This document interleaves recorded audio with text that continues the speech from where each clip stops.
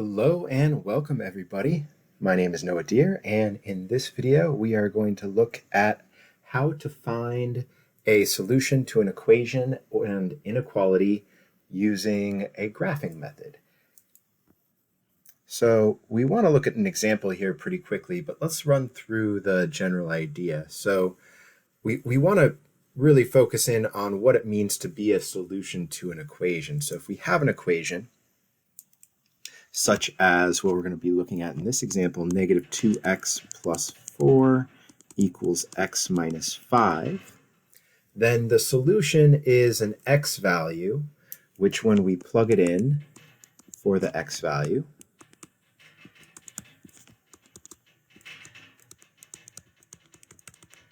then after working out some steps, you get a true statement where the value on the left and the value on the right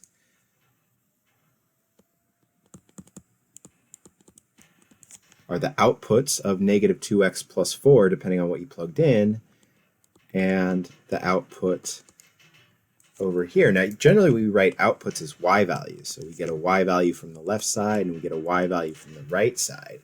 And if these match,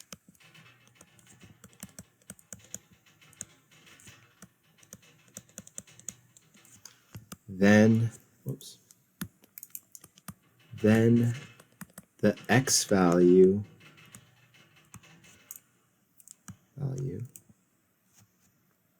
is a solution. So what we do is we use this idea in a graph, right? So we can say I can graph the expression on the left and I can graph the expression on the right. So the expression on the left is y equals negative 2x plus 4, and the graph for that is shown here. And the expression on the right is x minus 5. That's shown in red here. So the graph for that is y equals x minus 5.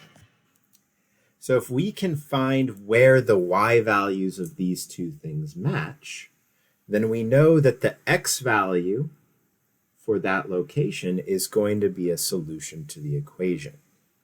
So we're going to get into this and do this right now, and then we'll look back at the idea of solving an inequality graphically after this. So we want to look at this and say, okay, looking at this graph, where do the y values match? Now, when I say where, we're talking left to right. Like we read this graph left to right. So I can say, for example, what about here? If x equals negative 1, then the red line outputs negative 6.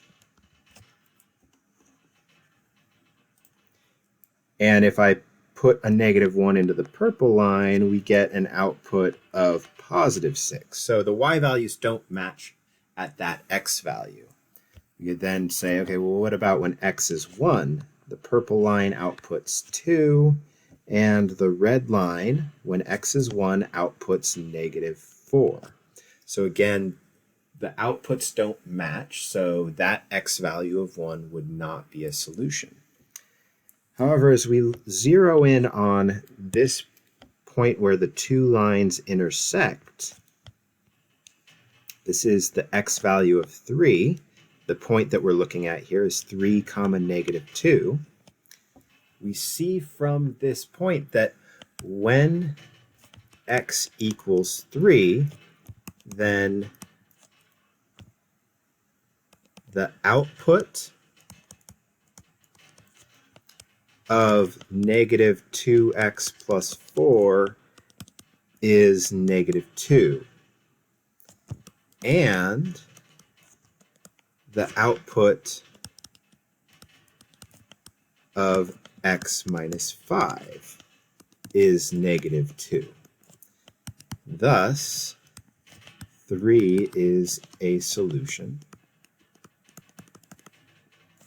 to the equation.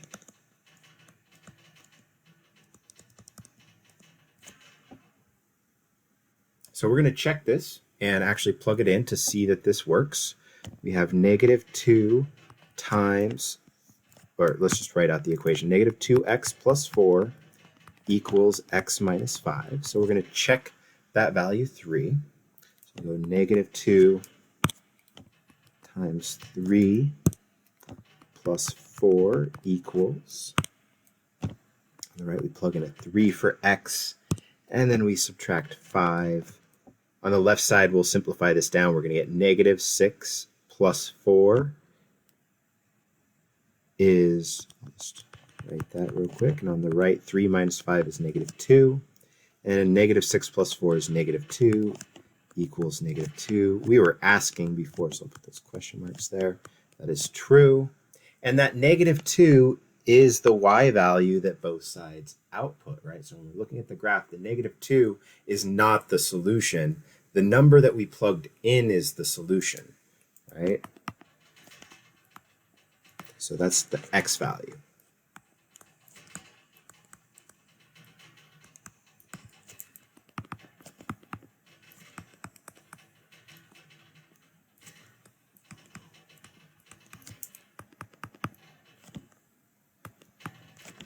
So 3 in this case.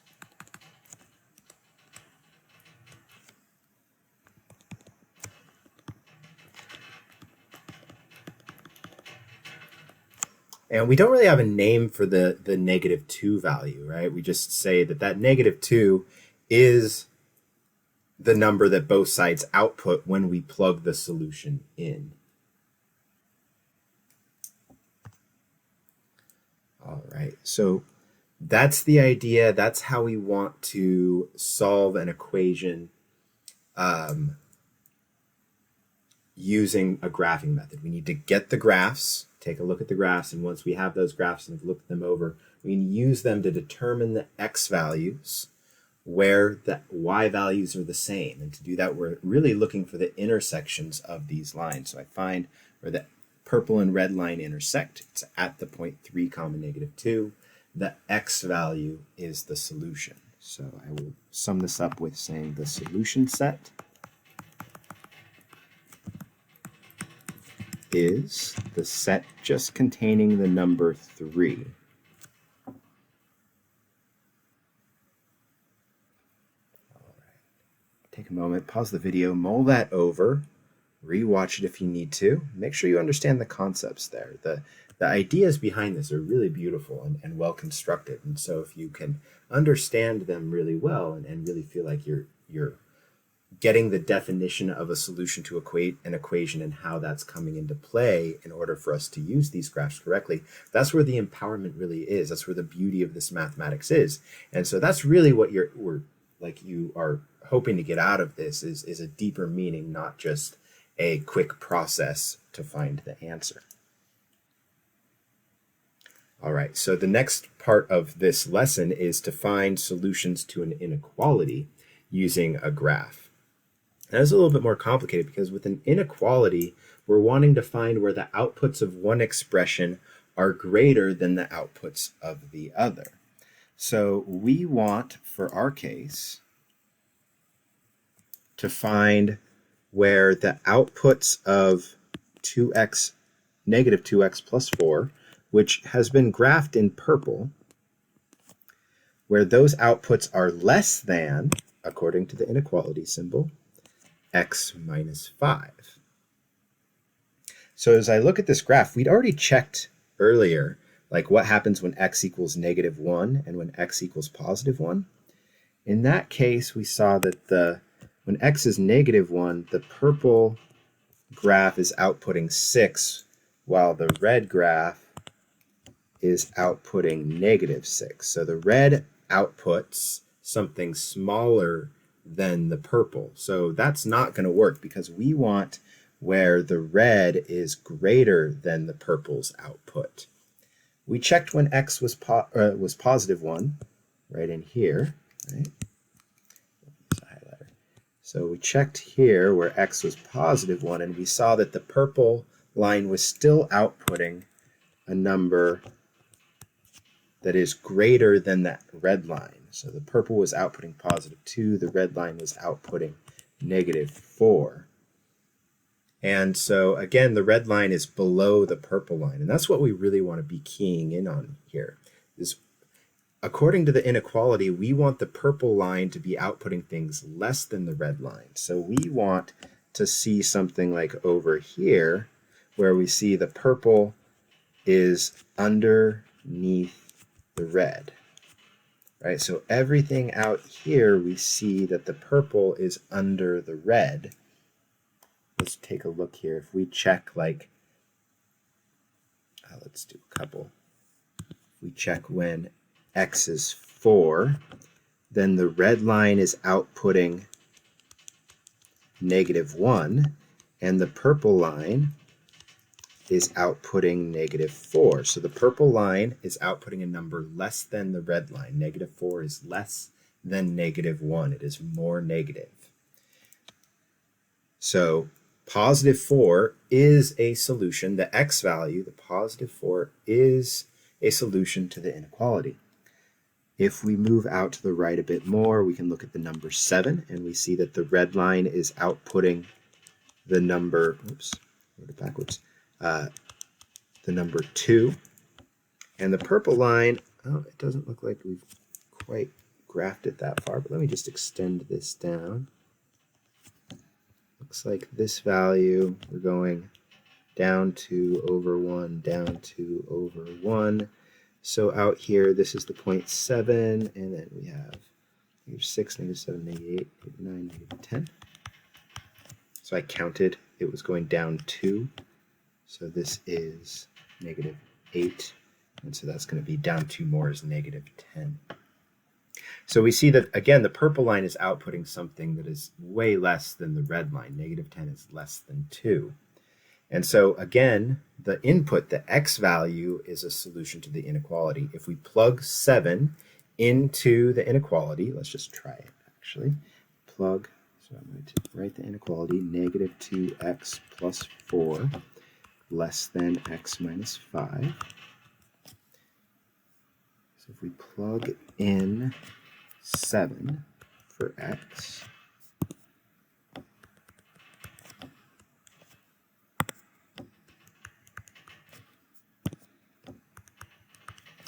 then on the left we get -14 plus 4. We're asking if this is less than. On the right we get a 2, and then we get -10 is less than 2. So the -10 and the 2 are what the two different expressions are outputting for the x value of 7. When we plug 7 in, the left side outputs -10, the right side outputs 2. -10 is less than 2, so 7 is a solution.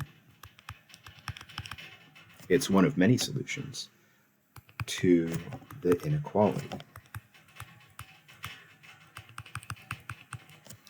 So let's focus back in where they intersect, right? So that 0.3 comma -2, that's where it switches. If I look at the left, to the left of that point, if I look to the left of the 0.3 comma -2, we see the purple line is above the red line, and that's not what we want. We want the purple line below the red line. When I look to the right of that intersection point, we see the red line is above the purple line.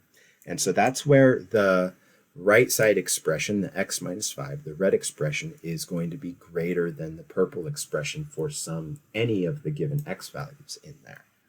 So we see when x is greater than 3, right? If we're to the right of the x value 3, then the red line is above the purple line.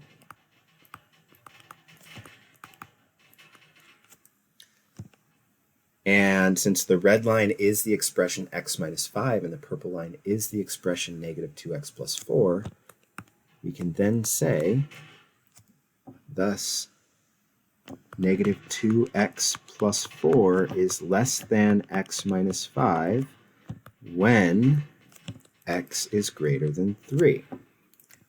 So we can say the interval of solutions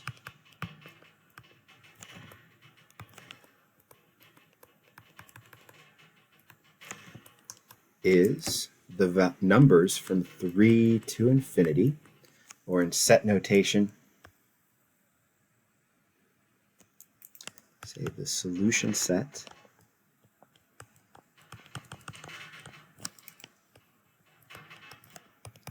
is the set of x such that x is greater than 3. Because any x value that's bigger than 3, and not just the whole numbers, I know I only showed the whole numbers here, but even the fractions and the decimals and all of the square roots and pi values and any number that you can possibly imagine, if it's bigger than 3, if we plug it in, we'll get that the purple line is under the red line, and so the inequality will be satisfied when we plug those values in. So let's look back up and wrap this conversation up with these definitions that I wrote up here, or these explanations, I should say. So the solution to an equation is an x value if, when plugged into the equation, a true statement results.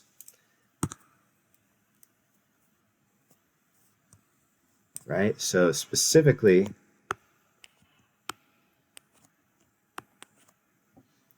a true statement is acquired when the expression on the left and the expression on the right yield the same output.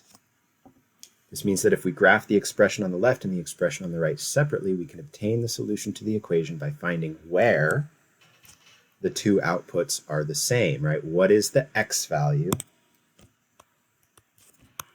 What is the x value where the two graphs have the same y value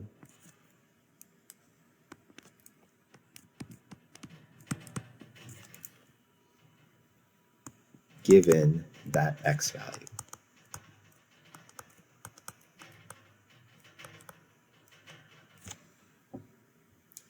So since the y values are the outputs of the expressions and the x values are the inputs, it follows that the solution to the equation is the x value where the y values match. That is, if we find the point of intersection of the two graphs, that's a place where the x value is the solution to the equation and the y value of both graphs is the same because the lines are intersecting. They're having the same y value at a single x value. And the y value is what each expression on each side of the equation is going to output when that x value is plugged in. So that x value is a solution. A solution to an inequality is any x value which, when plugged in to the inequality, results in a true statement. So specifically, a true statement is acquired when the expression on the left outputs a number which is greater or smaller than the output of the expression on the right, as indicated by the direction of the inequality symbol, right? So in our example here, we had a less than, so we wanted the output of the expression on the left to be smaller than the output of the expression on the right. So that if we look at the graphs of the expressions on the left and right sides of the inequality, we can find where the y values of one expression are greater than the y values of the other expression. And we specifically want to do that as indicated by the direction of the inequality symbol. So we look for where one line is above the other as indicated by the direction of the inequality symbol. The where question, where are the y values greater than, where are the y values of one expression greater than the y values of the other expression? That's answered by the x values, right? The interval of x values where the appropriate line is above or below the other, again, as indicated by the inequality symbol. So hopefully by looking at this example and comparing it to the notes that I was giving there, you can see what the meaning of this is and not just plug and play anything. So that's it for this. Go ahead and go do the now you try problem that corresponds to this lesson. Once you're done doing that now you try problem, then you can go ahead and open up the next video and check in with how I've done it to confirm that you've got it all figured out. Thank you very much, and I'll see you on the next one.